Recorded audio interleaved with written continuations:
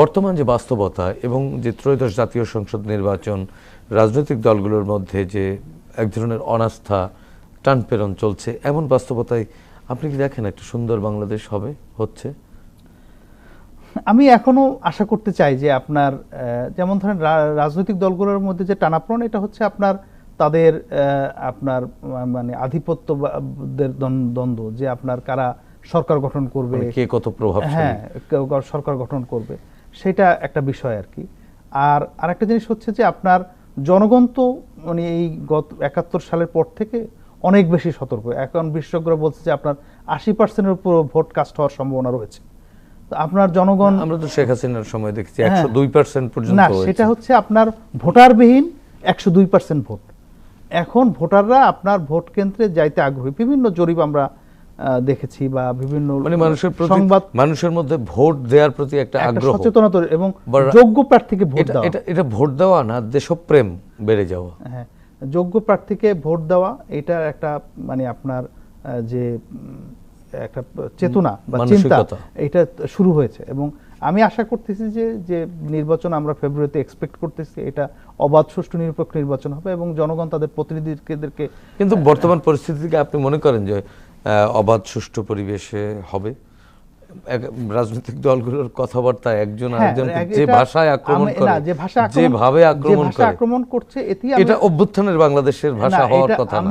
এই কারণে আমি আরো বেশি আশাবাদী যে আপনার ধরেন ফর এক্সাম্পল একটা রাজনৈতিক দল কোনো ভুল সিদ্ধান্ত নিল, সেটা কিন্তু অন্য রাজনৈতিক দল উৎপেদ থাকে সেই ভুলটাকে চিহ্নিত করার জন্য, এবং পাবলিক কিন্তু ডিসাইড করে যে আসলে ভুল করেছে কিনা শুদ্ধ করেছে। আপনি একটা বক্তব্য দিলেন, সেটা পাবলিক গ্রহণ করবে, এটা চিন্তা করার কোনো কারণ নেই।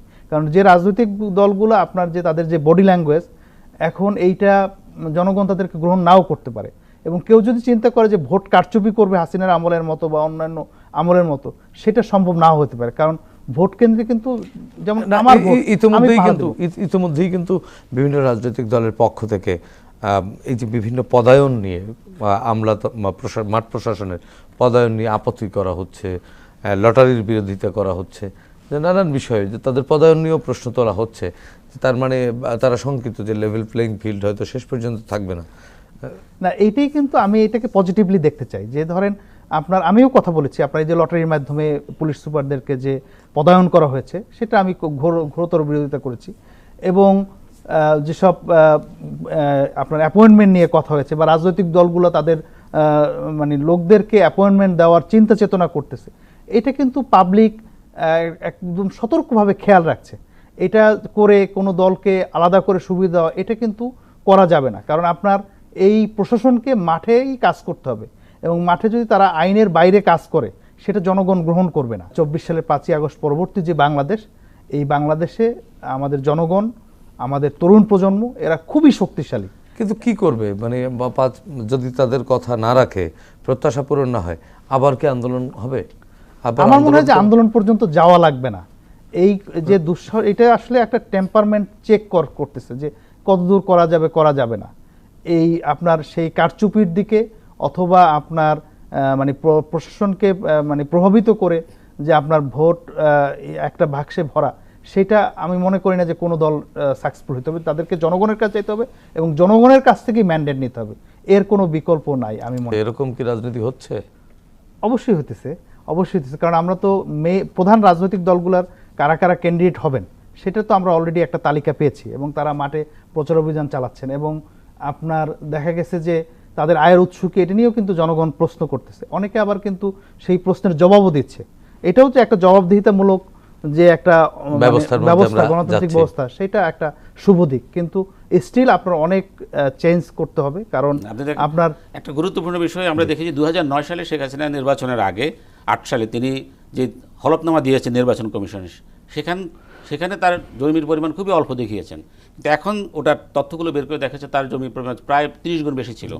এখন যারা এই কাজগুলো করেছে, নির্বাচন কমিশনে যারা কর্মকর্তা ছিল, স্টাফ ছিল, অফিসাররা ছিল, তারা তো এগুলোকে ম্যানিপুলেট করেছে। তাদেরও জবাবদিহি, তারা এগুলো দেখেন নাই, চেক করে নাই, দুদক এগুলো সমন্বয় করে নাই। এখন তাদেরকে জবাবদিহিতা আনা হচ্ছে।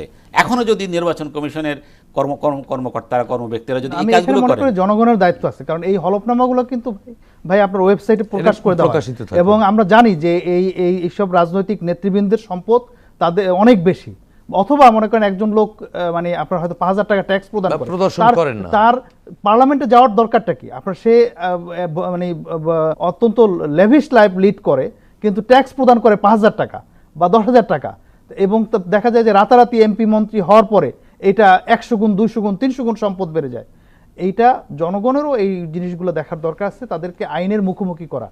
কারণ আমরা এখন আশা করতেছি যে আমরা একটা আইনের শাসন এই দেশে প্রতিষ্ঠিত হবে, মানে ন্যায় বিচারের বাংলাদেশ পাবো।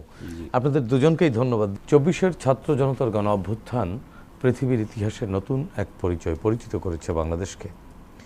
জনগণ আসলে শাসকের শোষণ নয়, চাই স্বচ্ছতা, জবাবদিহিতামূলক রাষ্ট্র ব্যবস্থা, যার মাধ্যমে রাষ্ট্রে তাদের অধিকার নিশ্চিত হবে।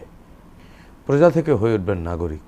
আসুন নতুন এই বাংলাদেশকে আমরা নাগরিক বান্ধব হিসেবে গড়ে তুলি, সাধ্যমতো ভূমিকা রাখি দেশ ও জাতি গঠনে।